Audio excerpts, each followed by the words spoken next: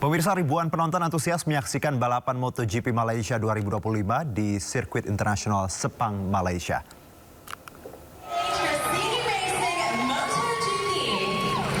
Ya, sejak pagi tadi, sirkuit Sepang diserbu oleh ribuan penonton yang antusias menyaksikan langsung MotoGP Malaysia 2025. Sirkuit pun penuh dengan teriakan dukungan dan euforia penonton yang datang dari berbagai negara. Seri balapan ini berlangsung dari Jumat hingga hari ini, dan ajang ini diikuti 23 pembalap kelas dunia. Deretan sesi latihan, kualifikasi hingga balapan menghadirkan adrenalin tinggi dan menjadi ajang pembuktian kemampuan para riders.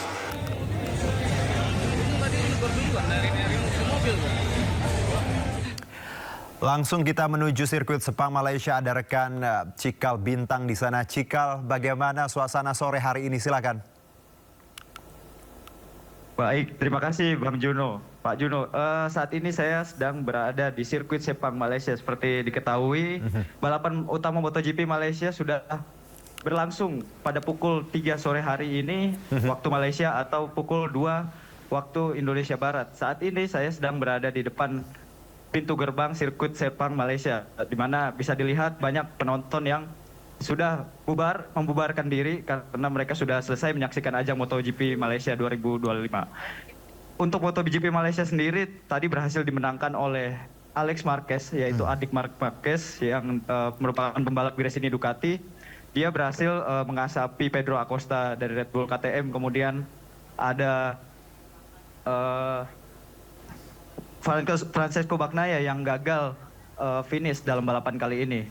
Saat ini pemirsa bisa melihat bagaimana ribuan penonton datang dari berbagai daerah, dari berbagai negara. Mereka datang dengan keluarga, datang dengan rekan kerja.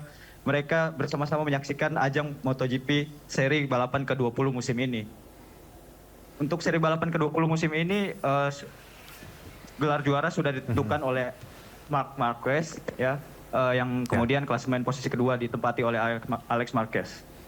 Baik, Cikal, sedikit Cikal, kalau kita lihat suasana di sekitar Anda ini, pengunjung atau nampaknya supporter sudah meninggalkan tempat atau seperti apa Cikal? Kalau saya lihat juga di belakang Anda tadi cukup ramai.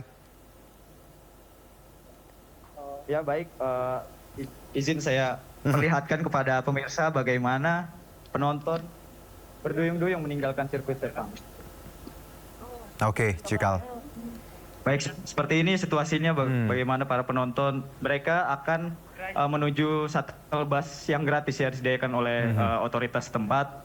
Mereka akan menuju parkiran, jadi parkiran ini akan terpisah dari sirkuit Sepang. Kemudian ada juga yang beberapa penonton yang menggunakan mobil pribadi yang parkir di sekitaran sirkuit Sepang. Oke, Cikal, saya tahu dari Anda ribuan penonton ini. Ya, Cikal, saya tahu Anda dari memang ribuan penonton ini juga saat ini menuju bus juga ya. Anda juga bergerak pulang seperti keluar dari sirkuit, Cikal. Betul. Ya. Saat ini saya sedang menunggu rekan-rekan yang lain, sebenarnya rombongan teman-teman saya juga dari Indonesia. Mereka masih di dalam untuk lagi berbelanja souvenir, kemudian ada merchandise juga, kemudian ada merek-merek merchandise yang mereka beli, merek-merek otomotif ternama dari seluruh dunia, seperti itu. Oke, Cikal, selagi menunggu, walaupun Anda bisa saja menyela ketika memang waktunya sudah habis, tapi Cikal, mungkin kalau pertanyaannya gini Cikal, kita bandingkan MotoGP di Sepang dan juga Mandalika, apakah ada perbedaan signifikan yang Anda rasakan sebagai penonton di Sepang, Cikal? Kalau untuk perbedaan mungkin dari di MotoGP sirkuit Mandalika ya. Untuk sirkuit Mandalika itu mungkin masih terlampau jauh sekali dari gerbang utama menuju ke tempat tribun penonton. Jauh sekali. Lebih jauh daripada di sini di sirkuit Sepang ini. Namun untuk tingkat cuaca dan kepanasan, menurut saya pribadi itu lebih panas di sini ketimbang di Mandalika. Oke, jadi malah di Sepang lebih panas ya? Seperti itu ya, Cikal ya? Iya, kalau yang saya rasakan. Oke. Nah, kalau penonton Cikal, Anda melihat bahwa bagaimana antusiasme? Kalau kita lihat memang ramai seperti itu ya. Apakah memang ini didominasi warga lokal atau banyak juga turis mancanegara yang Anda lihat? Kalau untuk itu, Mas Juno, itu banyak sekali turis dari mana pun lokal, banyak didominasi oleh turis pengunjung penonton lokal ya, meskipun banyak juga penonton dari luar negeri seperti dari Eropa, dari Amerika Selatan, dari Amerika Latin juga. Di sini bisa bila lokal dan turis mancanegara. Mereka memang sudah lagi untuk mendapatkan sport agar bisa menonton langsung dari dekat para idola mereka. Baik, Cikal, nampaknya memang suasana ramai, sinyalnya juga lumayan up and down, Cikal, tapi paling tidak kita dapat informasi ya bagaimana semuanya sudah selesai dan saat ini para penonton supporter juga tadi yang menang hari ini Marquez seperti biasa, seperti dugaan ya Cikal ya, bahwa Marquez memang merajai beberapa seri di beberapa tempat termasuk kemarin juga di Indonesia. Cikal, terima kasih banyak atas waktunya. Selamat beraktivitas. Ini Anda menuju pulang ya dari sana naik shuttle, hati-hati di jalan dan semoga nanti informasinya terkait MotoGP bisa kita nikmati di berbagai portal yang dimiliki iNews Media. Terima kasih Cikal. Selamat bertugas kembali. Baik, kita beralih ke informasi berikutnya. Pemirsa, 2 gerbong kereta api Purwojaya yang anjlok di Kabupaten Bekasi, Jawa Barat berhasil dievakuasi dengan alat berat. Ratusan penumpang selamat, sementara perjalanan kereta api sudah kembali normal.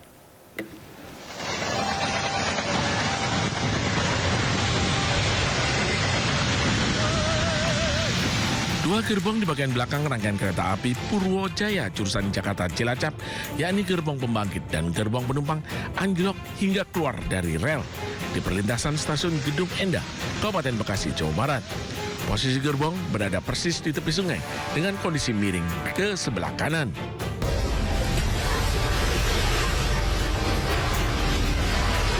Sejumlah penumpang di dalam kereta api panik saat kereta anjlok. Seluruh penumpang selamat, langsung dievakuasi dan disiapkan kereta tambahan dan bus tujuan Cilacap untuk para penumpang yang melanjutkan perjalanan. Goyang sedikit dan langsung agak ada rem mendadak. Jadi spontanitas kita juga kaget antara ini nabrak mobil atau apa, ternyata anjlok 2 gerbong. Kita suruh menunggu kereta selanjutnya. Petugas KAI melakukan proses evakuasi 2 gerbang yang anjlok menggunakan alat berat. Setelah 12 jam proses perbaikan dan evakuasi, kedua gerbong dibawa ke Manggarai. Sementara perlintasan kereta api dari kedua arah dari Jakarta menuju Jawa dan sebaliknya sudah kembali normal, namun harus dengan kecepatan rendah. Dari Kabupaten Bekasi, Jawa Barat, Ahmad Johari Lutfi, iNews melaporkan.